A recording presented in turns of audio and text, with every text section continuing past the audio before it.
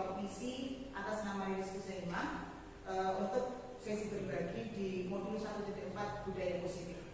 Ada beberapa hal yang akan saya sampaikan pada kegiatan hari ini, terutama adalah koneksi materi antar di modul 1.4 di tentang budaya positif.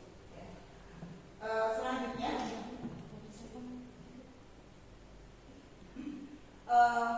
dari topik diseminasi ini adalah materi-materi yang ada di modul 1.4 budaya positif.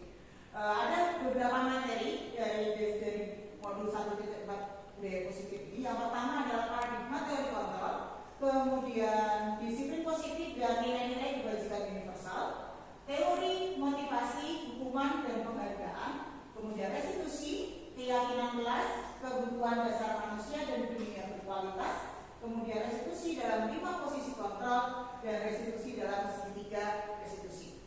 Next. Yang pertama, untuk materi dari budaya positif ini adalah kita dalam kurikulum merdeka, dalam pendidikan merdeka mengajar, kita harus bisa mengubah pandangan kita yang selama ini berada pada posisi paradigma teori kontrol. Jadi coba sekarang Bapak Ibu pegang sesuatu di tangan Ibu. Tangan Bapak Ibu memegang sesuatu. Bayangkan di tangan Ibu itu memegang sesuatu yang berharga. Pak Agus misalnya, dan tangan kanannya memegang Pak Agus. Pegang HP. Sekarang saya tolong Pak Zainuri merayu Pak Agus agar HP Pak Agus itu diserahkan ke Pak Zainuri dengan ikhlas. Agus bisa minta handphonenya. Ikhlas. Ya enggak. Enggak saya. Oh iya, enggak. Oh iya, enggak. Yo.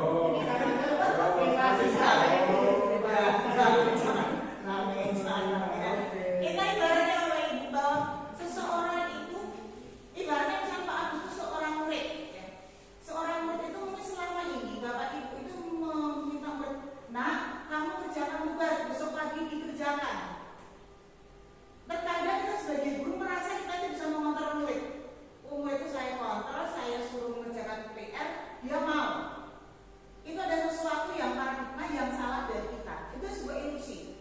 Ada sebuah ilusi bahwa kita bisa mengontrol orang lain, itu adalah sebuah ilusi. Sesungguhnya yang bisa mengontrol seseorang bertindak itu dirinya sendiri. Pada kejadian Pak Agus tadi, misalkan Pak Agus memberikan HP-nya kepada Pak Zainuri, itu bukan karena Pak Zainuri karena bujukan Pak Zainuri, tapi apa? Mungkin karena sesuatu, mungkin Pak Agus karena dia kasihan sama Pak Zainuri, atau mungkin kalau jadi buat jadi memelas. Oke, ada sebuah ilusi kok. Ilusi jika Bapak Ibu itu kita itu bisa mengontrol murid ataupun mengontrol orang lain, itu adalah sebuah ilusi. Sesungguhnya kalau orang itu bertindak itu karena keinginannya sendiri, karena dirinya sendiri yang mengontrol, bukan orang lain. Jadi jikalau Bapak itu memerintahkan seseorang itu tidak mau berbuat, jangan terlalu kecewa. Karena itu memang sudah sudah sesuatu yang alami gitu kan. Kemudian ilusi membuat merasa bersalah atau kritik itu dapat memuatkan karakter. Jadi jangan berharap saat ibu itu bertemu dengan siswa, kemudian siswa salah, dengan tegur, mereka akan menjadi kuat dan tidak mengulangi lagi sesuatu yang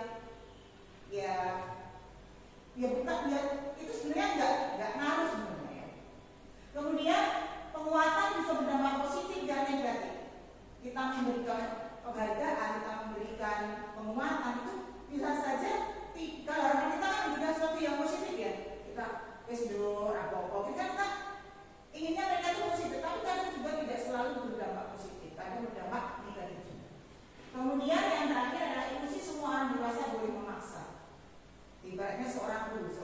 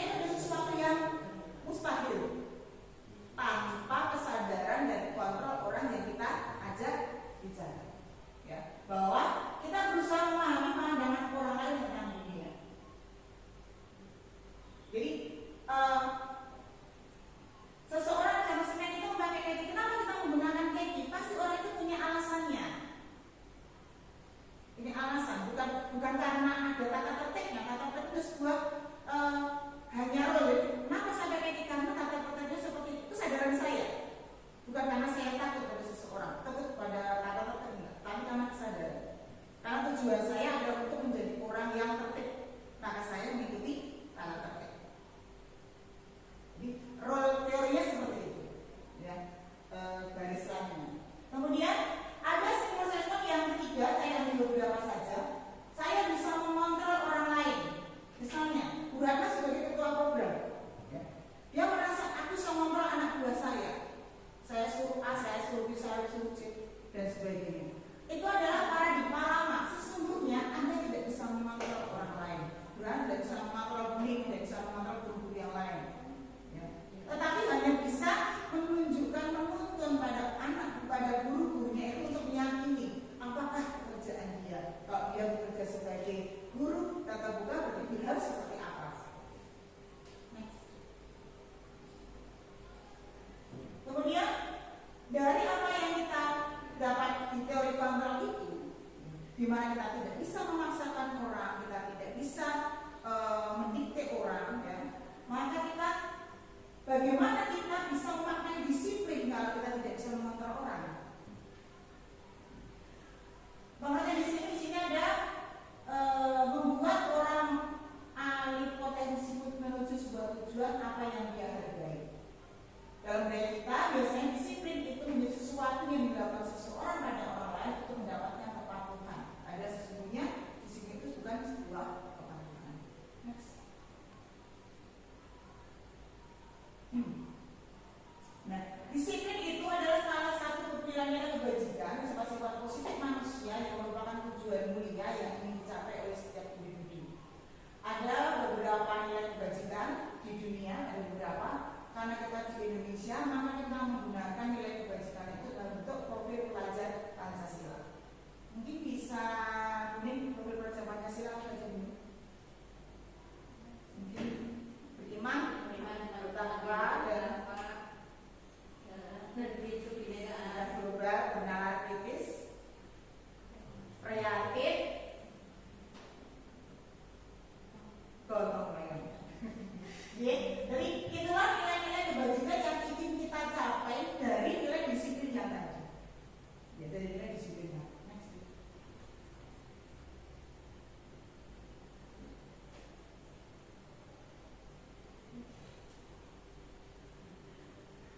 Nah, untuk mendapatkan dari disiplin yang timbul dari diri pribadi, kemudian untuk mencapai kedisiplinan tadi, kita bisa menggunakan teori-teori motivasi perilaku manusia.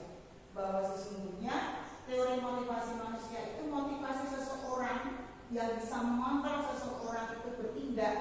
Itu ada dua jenis. Yang pertama adalah motivasi intrinsik, yang kedua adalah motivasi eksternal, ya, internal dan eksternal. Ya. Motivasi yang atasnya untuk menghindari ketidaknyamanan atau hukuman. Contohnya Anda berkata seperti ini, apa yang terjadi apabila saya tidak melakukannya? Itu termasuk motivasi apa?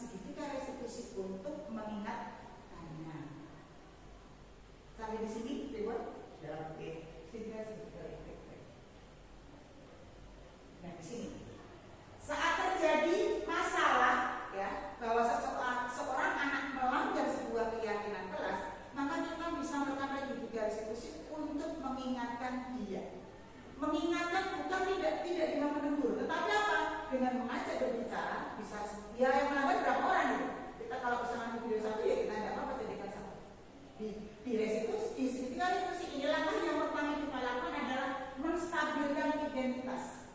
Menstabilkan identitas artinya anak yang salah itu nek wong salah itu misalnya merasa bersalah kan, terus takut, gitu, takut terus merasa tidak dihargai, gitu. Nah, bagaimana kita menstabilkan identitas mereka bahwa kamu itu ya salah tapi ya apa-apa, kan sudah diperbaiki gitu. Menstabilkan, jangan sampai dia menjadi merasa bersalah dulu, tapi kita yakinkan bahwa ini adalah yang manusia. Setelah mereka pada posisi yang identitasnya stabil, maka kita ajak mereka untuk berbicara. Kamu kemarin saya bagus PDW ini kamu kemarin ketemu misalnya Pak Jin, kamu kemarin ketemu Pak Jin enggak? Iya Pak, di mana? Di musola. Terus kejadian ini enak apa pas Pak Jin misalnya seperti itu. Dia diajak bercerita, dia kan cerita, saya sama cuma nongkrong Pak, saya tidak sholat. Pak Jin menegur saya gini. Dia kan cerita sendiri. Nah, ya kan? Kemudian setelah itu namanya validasi kebutuhan. Jadi dia mau tahu sendiri apa kesalahan dia. Kesalahan dia itu apa dia tahu. Nah setelah itu kita setelah tahu dia kebutuhan apa, salahnya apa, kemudian kita baru menyinkronkan dengan keyakinan ke kelas.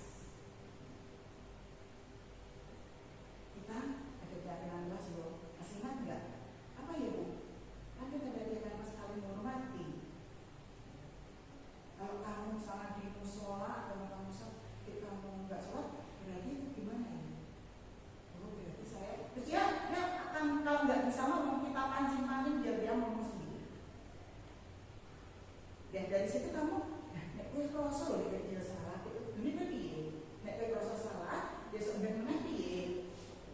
Dia jawab sendiri kok, dia berusaha rapat Pak Jin. Kalau saya punya salah, saya sebenarnya. Harapan kita seperti itu Bapak Ibu. Harapan kita dengan segitiga restitusi ini, kita bisa membimbing anak pelan-pelan untuk meyakini apa yang benar pada dirinya sendiri. Jadi kita nggak memaksa karena yang menggali dia sendiri, yang menentukan apa yang mau dilakukan kemudian dia sendiri. Anak-anak sekarang memang seperti itu. Kalau kita langsung, ini mengambil peraturan kelas, dia mau bayar. Jadi sebenarnya keyakinan kelas dengan apa namanya dijawab bayar sebenarnya agak melenceng dikit. Tapi ya itu kan realitasnya memang seperti itu. Kita idealnya seperti itu. Sampai di sini ada yang menanyakan. Kamu tadi bisa jadi apa bisa menambah tambahan? Dulu nanti. Ya Bu, Raisa yang di sejauh ini kan kalau misalkan kasus yang saya hadapi itu adalah orang mengumpulkan tugas. Jadi sering sekali misalkan anak saya project kalau saya misalkan karyanya itu kan membutuhkan waktu yang tidak sebentar, artinya butuh proses presentasinya.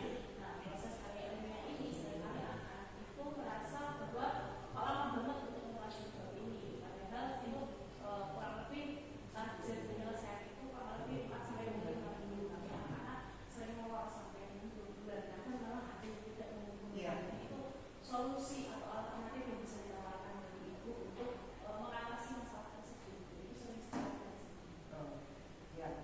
Jadi di sini berarti dia mungkin kesepakatannya disiplin. Jadi disiplinnya dari awal, mungkin sejak awal penentuan waktu pengerjaan itu kita tawarkan ke siswa. Itu saya yang berikan solusi, berikan ke siswa. Jadi ada rasa tanggung jawab di situ. Jadi pengerjaannya itu baru misalnya di modul Basisa itu sudah menentukan 1 bulan. Di modul kan tidak ada 1 bulan pekerjaannya. Tapi kalau anak kita tahu nanti anak kita harus bilang sama anak kalau kita jangannya 1 bulan, 1 bulan nggak usah. Kita tanyakan aja. Ini kegiatan seperti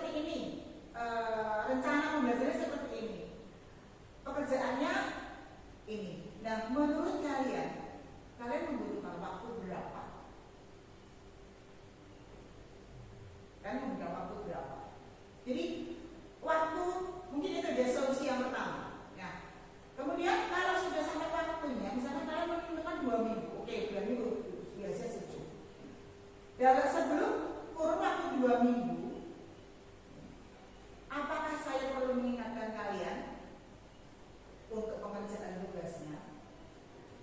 Jadi saat kita itu memberikan masukan pada mereka, itu adalah hal-hal yang mereka sepakati sendiri, bukan dari kita. Itu ya, sehingga mereka apa namanya? Oh iya, aku ini aku dewi di sini. Itu kita berusahanya seperti itu. Jadi karena 36 siswa ya mungkin dia bermacam-macam. Ya. Mungkin seperti itu, bisa dicoba. Ya.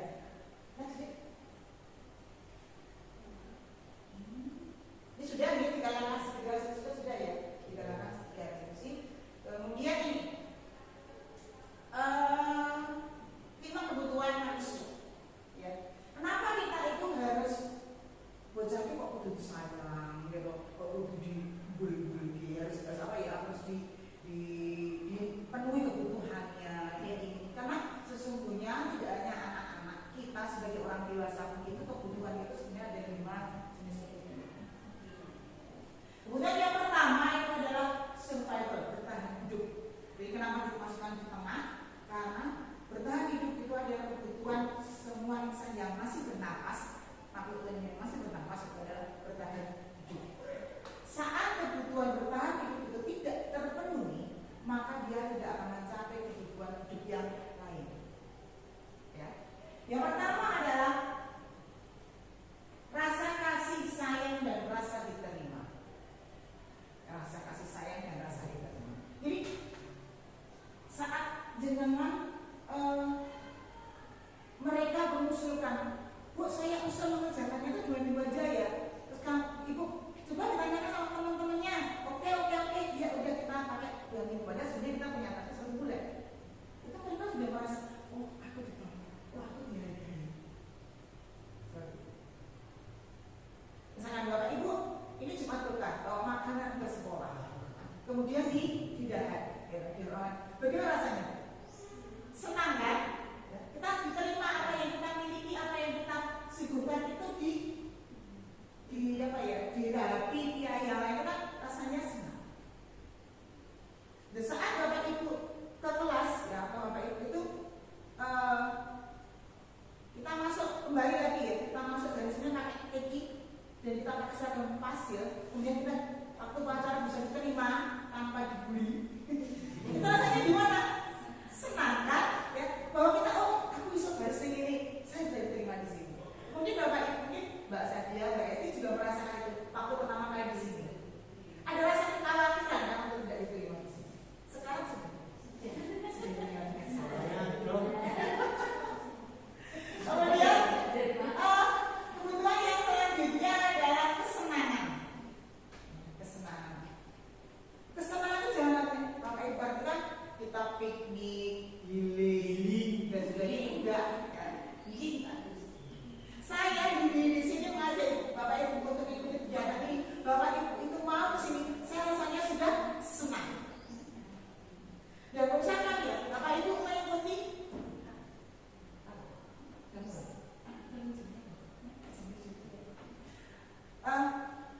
saat Bapak Ibu mengikuti jika di PNM, ada baiknya Bapak Ibu mengikuti dengan senang.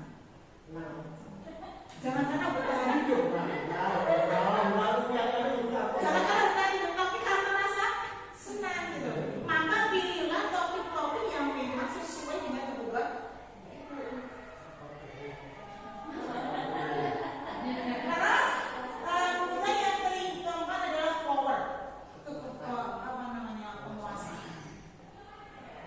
Jadi itu tidak kita pilih sebagai orang dewasa, itu pasti ingin menguasai orang lain. Tapi kembali lagi ke teori kontrol tadi, orang dewasa tidak bisa mengontrol orang lain.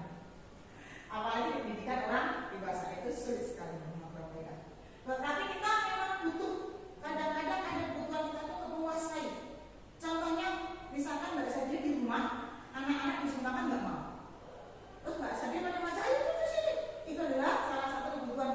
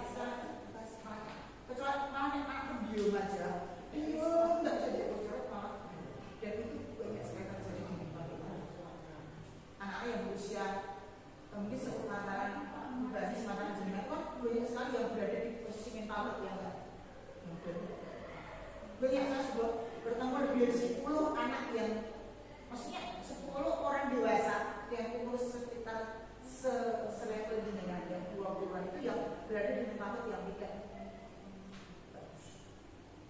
bisa mengambil saudara saya ada, tetangga dan sebagainya, anak sudah banyak.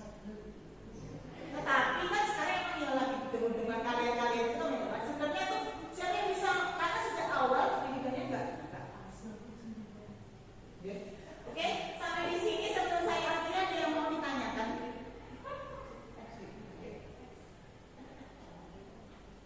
Nah ini ya, biasakan lagi. Ini diperlukan disiplinnya yang ada di sekolah kami.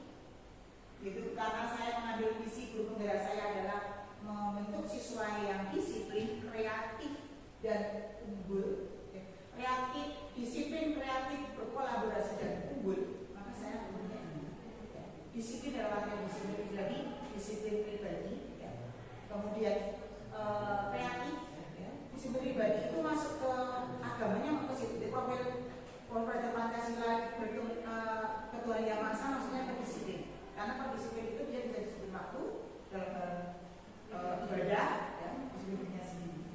Kemudian kreatif dan berkolaborasi. Karena untuk siswa-siswa SMK lulusan SMK itu sangat penting berkolaborasi, kreatif dan disiplin. Kenapa saya mengenai itu? Nah, ini terima kasih untuk sesi berbagi hari ini sudah selesai.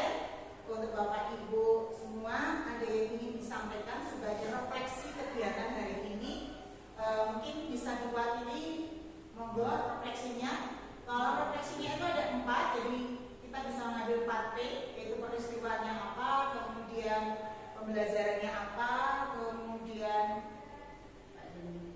monggo Pak Zendri.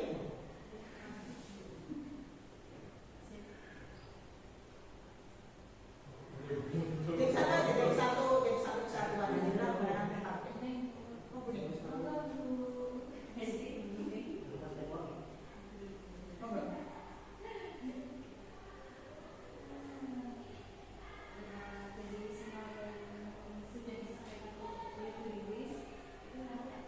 Pasti akan memberikan banyak wawasan kami sebagai guru, aku sebagai orang tua untuk lebih mengajak anak untuk lebih baik, kemudian tidak semata-mata memberi hukuman, tapi kita melalui proses untuk lebih baik.